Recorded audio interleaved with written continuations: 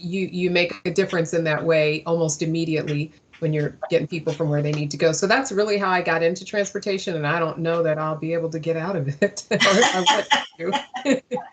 So great. It sounds like you're enjoying it. So that's nice.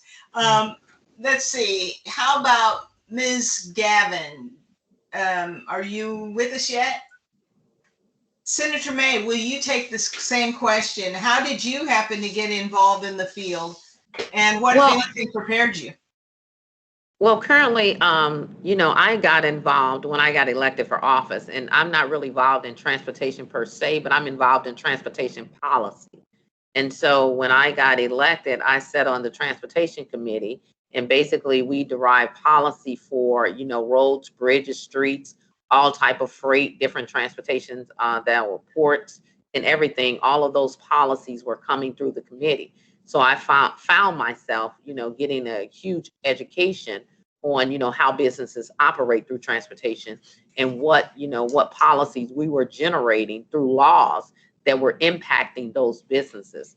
So I sat on that committee when I was elected in the House. I got elected in 2010, and I think I sat on the transportation committee for 8 years during that time when I was in the House.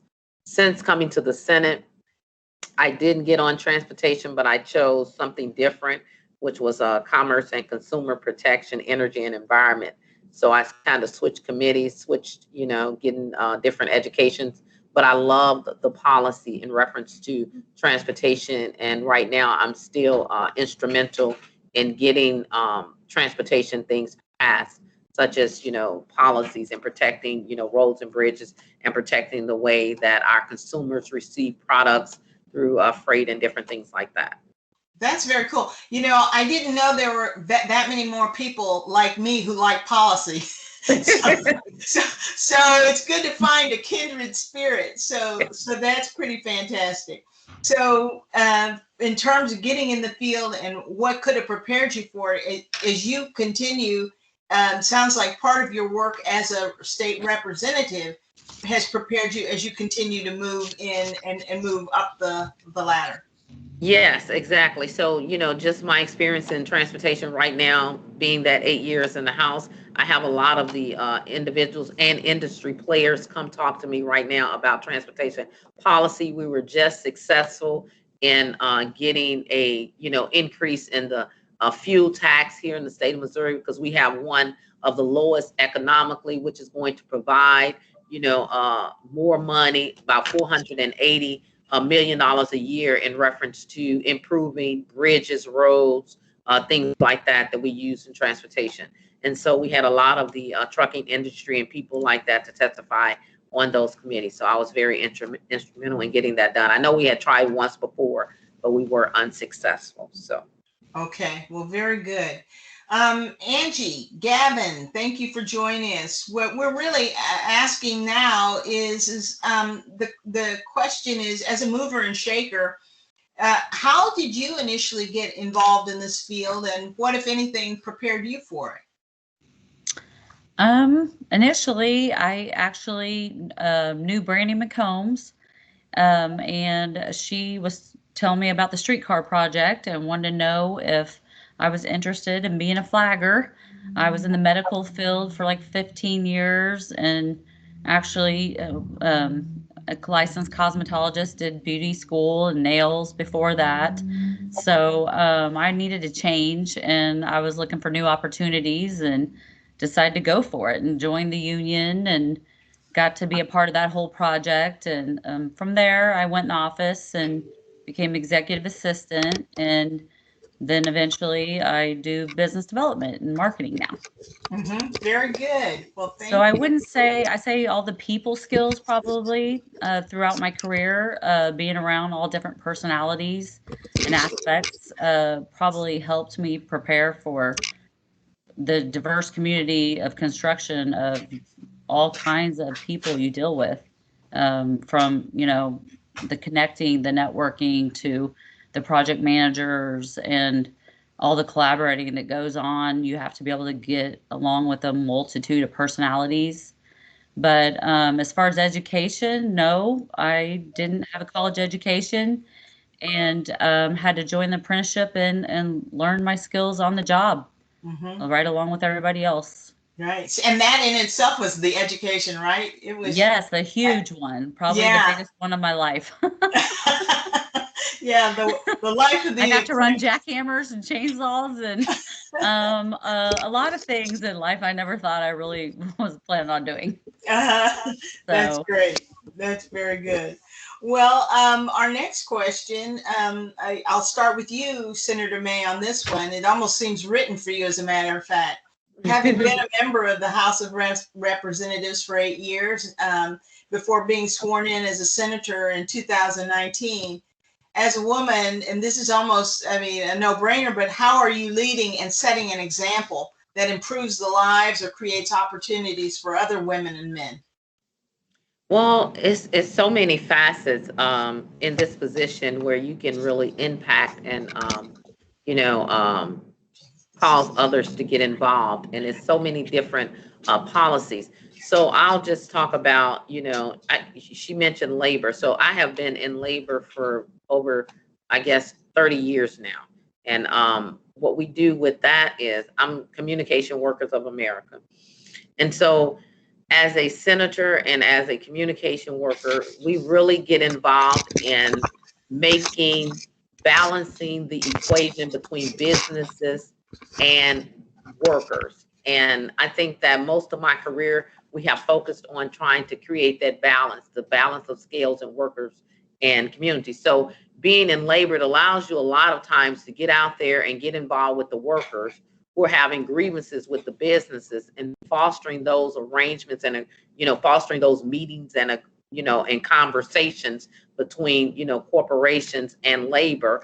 And in the struggle for contracts and wages, you get a lot of contact with community individuals. And so in that, I have youth that I have a youth organization that I mentor. These youth come to the Capitol and they also get involved in policy. I have interns that come to this year. I have 4 interns, but I've had interns that come into my office, and we are creating what I call industry policy makers, because in this field, everything you do in business, government impacts it, because laws are made that's going to regulate your business, either for or against. It's going to impede. So those conversations are important. So when you talk about, have I helped others? Well, I'm definitely part of what we call the Women's Labor Organization. I've been a part of the National Black Conference of State Legislators. I've been involved with Nobel, the National Organization of Black Elected Leaders and Women. Like I said, I have a youth group that I mentor. And so these are individuals who are, I feel, by exposure and involving them in what we do in this industry and making laws and letting them participate and see how we do this, I think we're changing lives. Even as chair of the caucus, and I used to be vice chair of the minority caucus, the Black caucus in the state legislature. What we've done is we've brought in youth, especially from disadvantaged communities around the state, and we do a week-long thing where we take them through a whole bill process where they have the opportunity to go play the House members and the Senate members and allow the bill to pass through both houses and the Senate. And it also teaches them how to engage, how to create an argument, how to do research about these policies. And it also teaches these young people how to look at industries and see how the government deals with those industries and where their industries fit in, whether we're doing corporations or small businesses. So, I mean, I've enjoyed the work. I love what I do, and I've enjoyed engaging individuals throughout the community, in different facets. Yeah, that's pretty fascinating to be able to even have that experience. And how long does that last, that they work in that particular internship? So for the interns, they're interning with me the whole session. It goes from January to May. And then in the summer, we have a week long where we bring in the high school. These are high school seniors we bring in a week long in the summer from disadvantaged communities around the state. We bus them into the Capitol, and we house them at the university. Our Mizzou is our flagship university here in the state. We house them at Mizzou. We get them fed, and they come. It's only 30 minutes from the Capitol, so they come to the Capitol on a daily basis, and we as legislators interact with them for that week, because that's our off session doing the legislature. So they love it. We take pictures with them. They love going through the bill process, and it's amazing to me how, you know, they'll say, well, that's my friend and they voted against my bill. You get me? So they really start to begin to understand how individuals' backgrounds, their own interactions come to play when it's about passing a piece of legislation that's going to impact constituents. So it has been a wonderful ride. That's great. So a little bit of lesson in politics there as well in this process. Very good. Ms. Womack, could you take the same question? Could you please tell us, as a woman, how you're leading and setting an example, improving the lives or creating opportunities for other women and men? Sure. You know, it's not as it's a challenge to follow the senator. But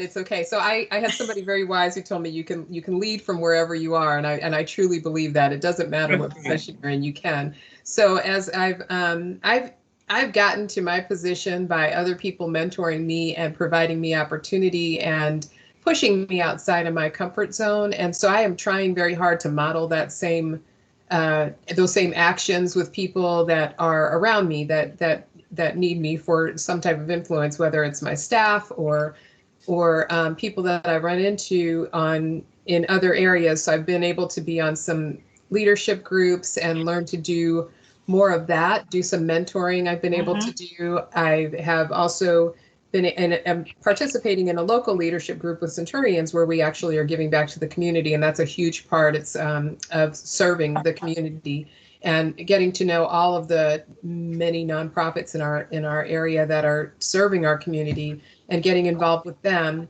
But when I thought about this question, the service that I manage directly takes people to, our mission is to connect people to opportunities. That's what we do.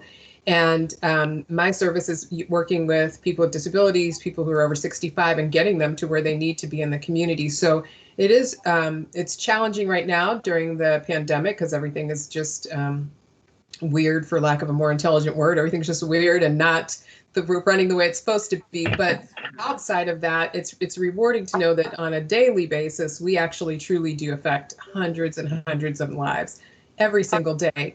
And one of the things that I get to do, and that I'll hope to get back to doing in the next chapter of our lives, will be going back and doing the outreach. I get to sometimes go to classrooms with not elementary, but middle school or high school kids. And those are usually the kids who aren't going to be able to drive. And to me, that is where I think I feel the most rewarded, talking to them about what their options are and talking to them about transportation. And as it leads to sometimes not just how do you get from here to there, but what could you do in the transportation industry? Because a lot of people just don't know that it is more than a truck or a car or a bus, that we've got it just in our little KCATA world. We've got, some really talented graphic design people that actually create the bus stops and the pictures that you see on our schedules. And we've got people behind the scenes that doing this business with DBE and making sure that we contract properly and give enough opportunity to all companies that are in our area. We've got people doing finance. We've got, people working in a tire shop, a body shop. So sometimes just being able to go out in the community and talk about the opportunities that we just have in our little bubble. And then also just creating, I feel like I might be rambling, creating a path for anybody that wants to be connected to something better or bigger or more relevant. If you have the opportunity to help do that, I think that you should. So as the older I get, the more I learn that you find more success when you help other people find success. So I've tried to really devote myself to just doing a good job, but trying to do a good job through helping other people do better if that's where they want to go. I love that. The role that you play in ADA kind of services, getting people the mobility they need in order to be in work settings and to contribute their best in ways that make sense for them. I mean, that's pretty powerful stuff. And so, again, how did you get into that? It's huge. So I started, I worked on the non-emergency medical side before I came to KCATA, and then there was an opportunity. I started at ATA as a contractor, doing the travel training program where we went out into the community and worked with people with disabilities and taught them how to use public transportation and what their options are. And then I got hired at ATA to do other things, to be a mobility manager and to do some of the outreach. And as this position came open, someone pulled me aside and said, if you can learn how to manage paratransit, you can probably conquer the world. Not in those words, but similar to that. And then I had someone else who told me, if you can manage this arm of the transportation side, you can go far. And it's a huge learning experience, because I didn't want to. I'll be honest with everybody here. I didn't want to do this. I thought, I don't want it. I don't want operations, and it's a lot, and the responsibility, and I love it. So it came to me in a way that was outside of my comfort zone, but made sense for me. I love it. And I think Angie said yesterday, if you're afraid of something, you probably ought to try to do it. And so here I am. That's good. True. And Angie, you came up with that yesterday when we had a kind of a conversation. So tell us, as a woman, how are you leading and setting an example, improving the lives and creating opportunities for other women and men? I think a lot of it is people always, when they find out what I do, they're always impressed. You work in construction? I'm like, yeah, but it's not like you think. Of course, I started differently out in the field, but where I ended up today, because of those fears and stuff, if I wouldn't have just decided to go for it and faced my fears, then I wouldn't be where I am today. So I always try to encourage that. And we do a lot of hands-on like STEM projects with a lot of memberships and affiliations that we're affiliated with. So we do workforce development, and we're part of NUCA, which also supports a lot of the transportation bills. And we do dozer days for the kids so they can get on the equipment and ride it and see what construction is all about. Maybe it's something they're interested in. If they're not college material, there's always other avenues. And it doesn't mean you have to always, be out there working in the field. It's a lot of times a stepping stone. And then other people want to go to college to be an engineer. So I think a lot of ways we do that here, and the money we raise too for charitable events, for scholarships, for workforce development as well. So we're just always trying to keep our hands out there. Of course, with COVID, it's been a little different lately. We're doing it like this now. So yeah. Keeping your hands out of it in COVID is a little easier. Soon. Yeah. What was NUCA? You said NUCA. What does that mean? It's National Utility Contractors Association. So a lot of like your excavating, concrete, all your different general trades, they'll bring out last year, or not, we didn't get to have it last year because of COVID. It's in October. Okay. The year before it was at the Kansas Speedway. So we had a whole entire area where the kids all got to get in there and actually drive the equipment.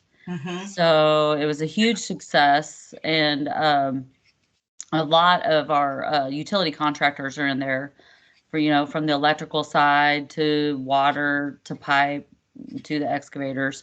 So it's good also for us as networking also, as well as workforce development. So we're always trying to come up with new ways to get the kids involved and interested in what we're doing. Okay, good. Well, I'm going to go back and this is all good information, and I love your path, and everybody is going to get to hear more actually about Angie, the quote you gave us yesterday. What is it? If you're afraid to do something, that's probably what you should be doing. Is that how it goes? Face your fear. Okay. If there's something in the back of your mind saying, no, I don't want to do it, I don't want to do it, that usually means you need to go do it. Very good. Well, earlier today, the New York Times reported that President Biden has detailed a $2 trillion plan to rebuild infrastructure and reshape the economy. And basically, he's unveiling this infrastructure plan that would translate into 20,000 miles of rebuilt roads and repairs to the 10 most economically important bridges in the country, and eliminate the lead in pipelines and provide in service lines from the nation's water supplies. And there's a whole long list of other projects he intends to come from this $2 trillion plan. Obviously, it just got announced today. And so it will go through the process. And so I'm going to start with you on this one, Angie, Ms. Gavin. As one who always seems to be on the lookout for upcoming prospects, and certainly in light of this news, what do you think the future opportunities are for women in transportation, and how might they prepare for them? Especially given, I mean, this just teed us up this morning, right? Exactly. And I've been following that, especially through NUCA.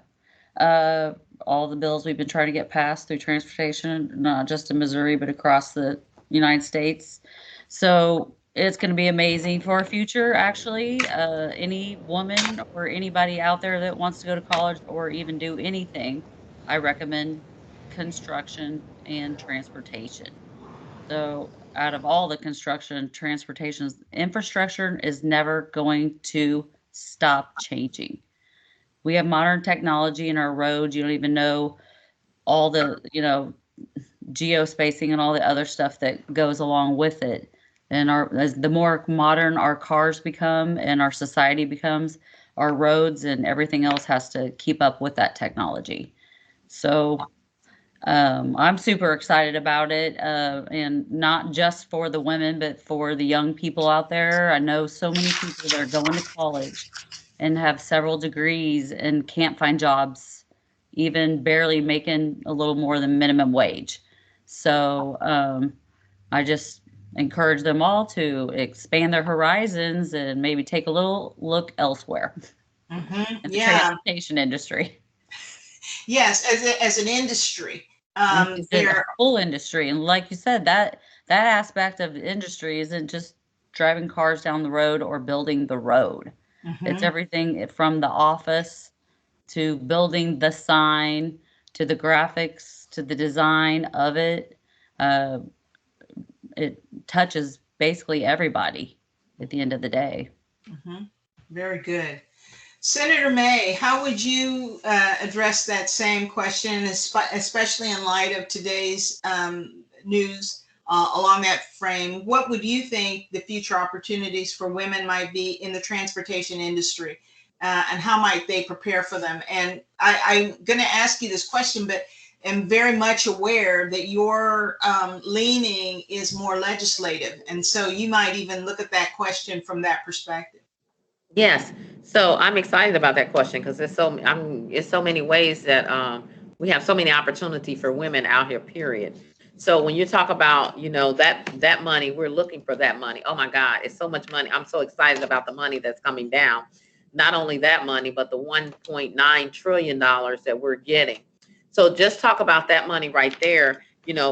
Right now, most of the cities and municipalities are having to rebuild what they call their sewer lines. You get me? The wastewater, separating the wastewater. These are construction jobs right now where they don't have a lot of women in them.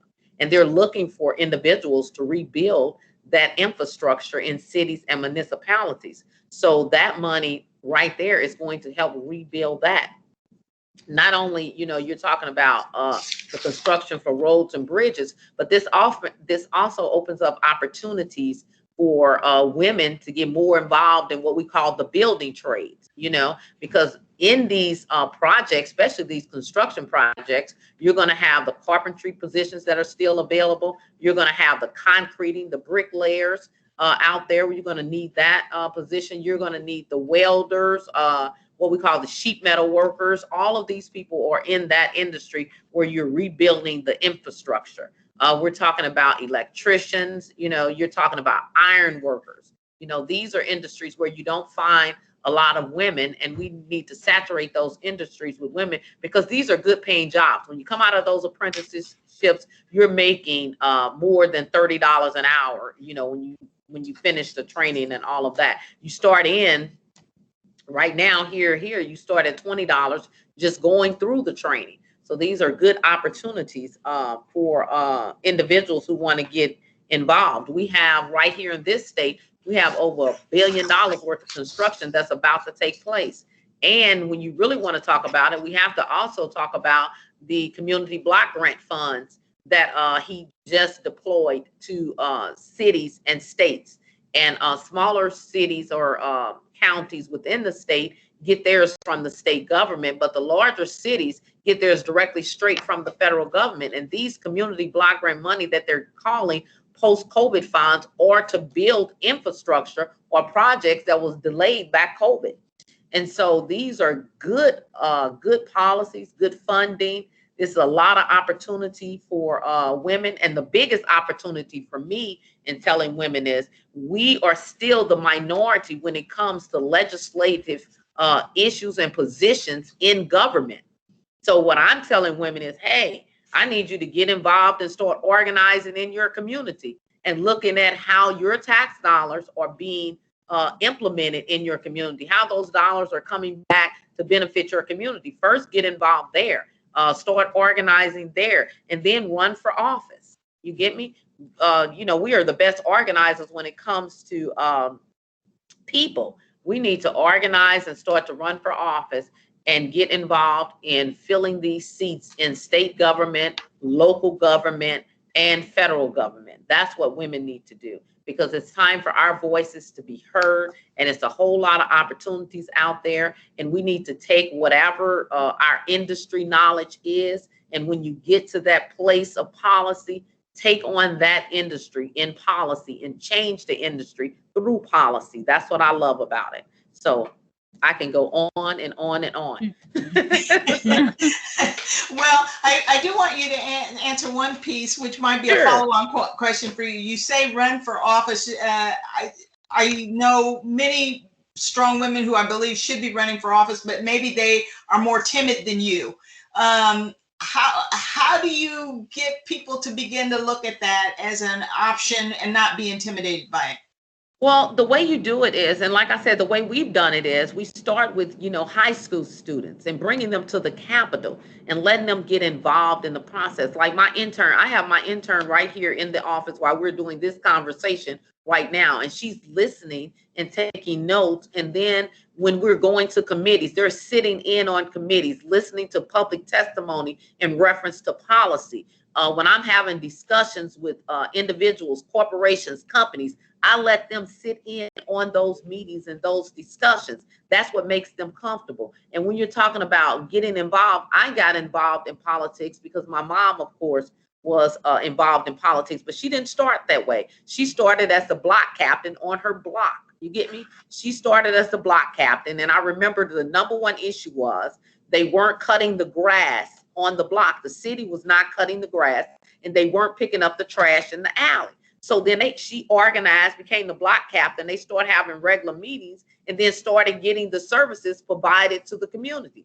You get me? And then she ran for the committee woman position for that ward in the city, and then started getting those same services applied to the city. So you don't start off, you know, you start off because, hey, I come outside my house, I'm paying taxes. Why isn't this done? Why do we have these falling down houses? This house is deteriorating, the roof falling out. People walk down the street, can get hit by it. So she started off doing that. That's how she got into politics. And I got into politics in retrospect by helping her, you know, going to those places. I remember one of their number one things was the city was the biggest slum landlord in the community. So they went around, looking at the houses that the city owned and started getting individuals to fix those houses up and buying those houses from the city. So that's how she started. So I think it's easy to start because we do have something in us, just like Angie said, that in the back of your mind, you're saying I shouldn't do it, but if not you, then who? You walking out and you see a problem, it starts with solving problems. And women are problem solvers. We're the head of our household. We solve every problem in that household, in and out. And you're going to start to solve those problems in your community. And that's what perpetuates you to run for office and other things. All right. Thank you. I'm sorry you're not passionate about this, but but thank you. Ms. Womack, will you please take this same question? What opportunities are there for women in transportation from your perspective, and how might they begin to prepare for them? I agree with everything both Angie and Senator May said. There are so many opportunities with this funding round, and even with previous funding rounds. So if you think about the infrastructure, if you think about all the things that, even if you just look at where automakers are going, where they're trying to electrify, where public transportation, or a lot of them are trying to either find alternative fuel or electrify their fleets. So that's a whole section of the industry that has jobs that I probably don't even know what they are just yet. If you think about the autonomous vehicles that everybody's trying to do, that's another section. There's a whole innovative section that's available there with and engineering jobs and computer science type jobs, things like that. There's the jobs that are out on the street. There's jobs in policy, trying to make sure that once those funds become available, that they're appropriated in the right way, and that you create programs that make the most sense for whatever community they go into. So there's the opportunity there. In the transportation industry, there's always the opportunity to think about workforce development and infrastructure. And I mean, you can be a driver, or you can design the vehicle, or you can be the person who works under the hood, or you can paint it, or you can fix it when it's broken. So there's everything that comes around a vehicle. Or you can just, if you don't want to be a part of the operations, you can be in the, if you have an accounting degree, you can pretty much go to any sector because numbers look the same, money adds up the same way wherever you are. And I think there's a huge section that I keep finding out when I talk with people who work for other nonprofits. There's a huge section that we all maybe forget about of grant writing that I think is undersold and underappreciated. Our grant writers and the people who have to manage all of the grants, at least from what I'm learning, all of the qualifications and keeping us honest when we get that money. There's an opportunity there. So there are so many opportunities that I know that a lot of people just wouldn't think about that are behind the scenes to push the money through, that it's almost endless, and it's really exciting. And it's exciting now, especially when you think the pandemic, I know that's everybody's focus, but the pandemic put more women out of work and sent more women home to take care of home than it did men. And that's just a fact, and it's just what we do, right? We take care of the things we have to take care of. A lot of times it's easier for women to leave the workforce than it is for a father. But at some point, as kids go back to work, we want to make sure that the same women that want to work can get back into work. And so I am hopeful that some of these opportunities that are coming will provide the way. Of course, I want everybody who wants to work to be able to work, but of course, I'm going to err towards women right now and always, but I think that there's a lot of opportunity on almost every level, with an education, without an education, whatever it is that you want, where you want to go, you can still have success if you find that niche. And so I think it's I think it's going to be a very exciting time. I'm excited about it. I'm excited about it too. I'm going to ask you each, because you've kind of alluded at some point, but as a tip to women's celebrating women this month, I'd like to know from each of you, and if you don't mind, we'll just continue with you, Lisa. What women have influenced you? This is your time to give a shout out and a big old thanks, a virtual hug to these ladies in the world who have shaped you. Who would you shout out? So my first one always is my mother. My mother is the strongest woman I know. I could almost tear up thinking about her. She's still here, by the way, but I just get emotional thinking about her. My mother and my sisters are my that's my people, that's my bubble. I love my husband and my son, but my mother and my sisters are my backbone for just being a woman. I had very strong, very strong. My mother was a nurse her whole life, and she just took care of everything, and she taught me how to take care of everything while you're still, and work was just what she did, right? On the business side, there was a woman who, and I don't know if she'll ever hear this, her name is Jill Gillespie, and she was one of the first women to just see that there was something in me that she believed in. And she was hard on me, and she was not always kind, but she believed in me, I think, more than anyone I know, and pushed me out of my comfort zone. And at a time when she wanted to see me promoted, and people were saying, well, she can't be this director of, and it was another organization because she doesn't have a degree. And she went to the owner who said, well, I don't have a degree and I own the company. So yeah, she can do this. And so that was someone who was so instrumental in me just changing how I look at myself. Um, and then I've been coming in contact with women in this industry. There's a Catherine Kellerman who's in Pennsylvania. I've been coming in contact with so many women in this industry in powerful positions that are so inspiring, that are so welcoming. And I'm not knocking any men, because there's men that have been instrumental in my career as well. Even right now, our chief operating officer, our chief transportation officer have been really instrumental in where I am today.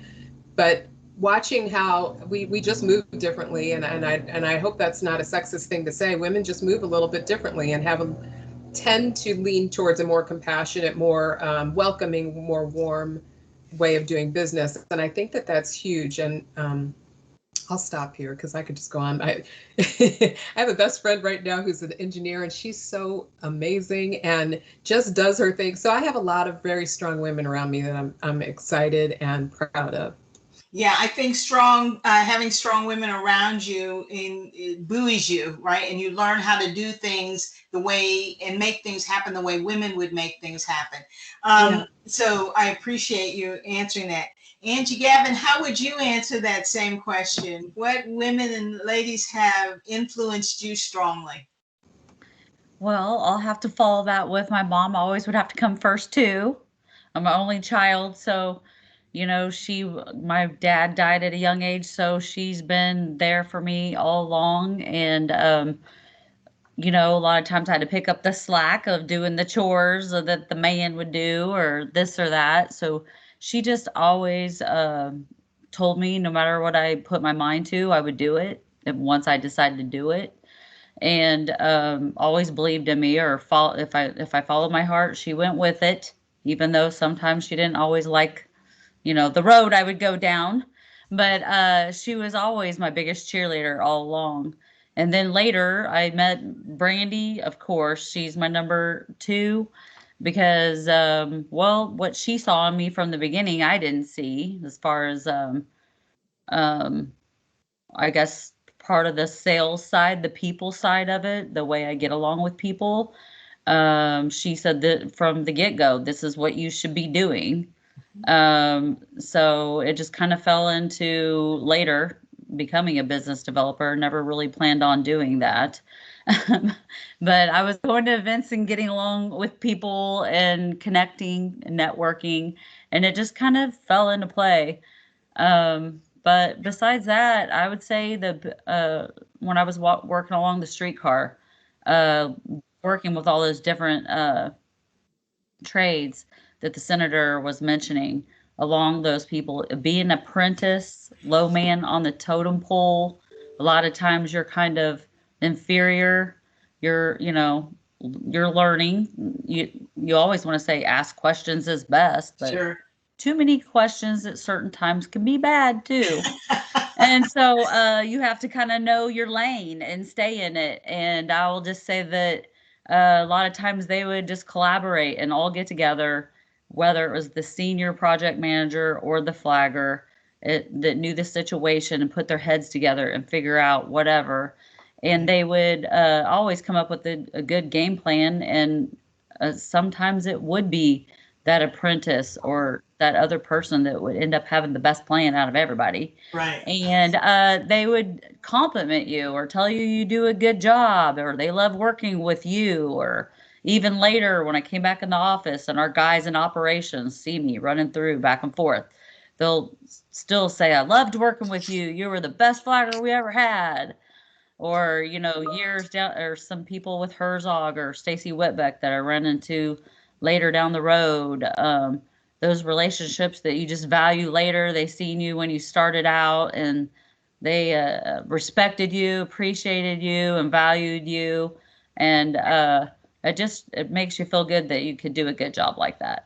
That's nice. Yeah, having people who see something in you that you can't see, and are who will love you enough to tell you what they see, kind of opens up some opportunities, right? And it opens your eyes, and life expands. So that's fantastic. Thank you, Senator May. Will you take this question? You mentioned your mom. Are there other, and you please feel free to talk more about your mom, but are there other women as well who have influenced you strongly? Yeah, so I can definitely look, down history and see a whole bunch of women, but my mom was definitely that person. And my grandmother before her, you talking about, I come from a long lineage of what I call strong African American women. And I have to say that because, I look at my grandmother who worked in the textile industry. She used to be the best, sewer and making clothes and things like that. And she was the mother of five, and she just ruled with that iron hand, and everything seemed like it was always in order. Food was always on the table. Everybody lined up and was obedient like she told them to do. And she always had the thing about class, how a woman presents herself, the clothes that she has on, her conversation. This was my grandmother, being associated with people who were not going anywhere. That was her problem. No, who you associated with was very important, and my mom carried on those same traditions. She was, her strength is what I always loved about my mom, because she always taught us how to be independent. That was her thing, teaching you how to stand on your own 2 feet. She would say that over and over again. If you go down there and get it, you want the job, you fill out that application, you know how to read. Her thing was knowing how to read. I remember when we were growing up, her method of teaching us how to cook was to write the recipe down and tape it to the counter. And when we came home, you know how to read, you need to follow the recipe. And if you had any questions, you called her at work, So these were things about teaching you, how to be independent. If she had said a pinch of salt, well, I didn't know what a pinch of salt was, And so it wasn't, not measuring tools, but just things like that. And then for her to take on the world, I used to say she took on the world when she began to, look outside of her house and look at problems in the community that were wrong, and when she helped, get others jobs. Her thing was to help put people in positions. And so she was employment specialist for years. At the same time, she was an elected alderman, and then she served as the registrar for the city in which we live. That means her name and the mayor's name went on all the documents that policy was created in the city. So, I have a lot of respect for my mom, and she is the one that got me into public service. I was in, I graduated from college like everybody else, wanted to do the big corporate dream. And I remember sitting in the corporation one day saying, I don't feel like I'm helping anybody. And that's when I had to go back and have a conversation with my mom, how do you impact the world? How do you change the world? Me going to work every day, making all this money, going back home, doing nothing and eating at all these restaurants. She said, what difference are you making?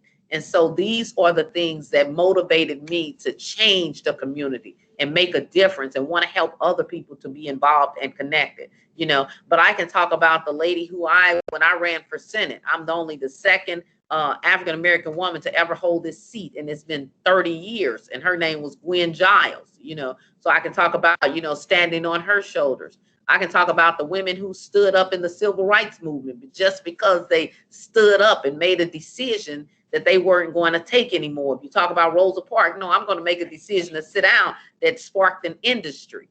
these are the women that, I see as, motivators. I could talk about Harriet Woods, her fight, soothe the nation. So these are inspirations for me as a woman to keep going. It's a lot of powerful women, I can name. I can look at Kamala Harris right now, the first, woman U.S. president. Yeah, I'm going for it. All of those heights say I'm going just as high, and I'm gonna keep shooting for the sky, because these women have motivated me to stand on my own 2 feet and to say, hey, I can make a difference. It's not a man's world. That's right. What can a man do without a woman or a girl?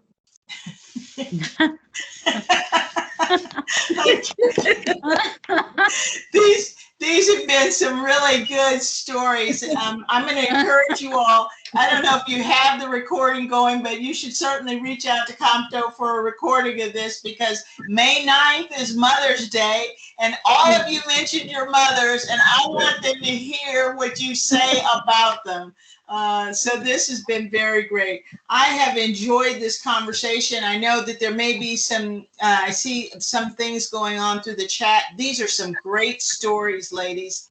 I see and am so pleased that you're representing us out here in the world and teaching us things. I was reminded years ago how important it is to also count the people.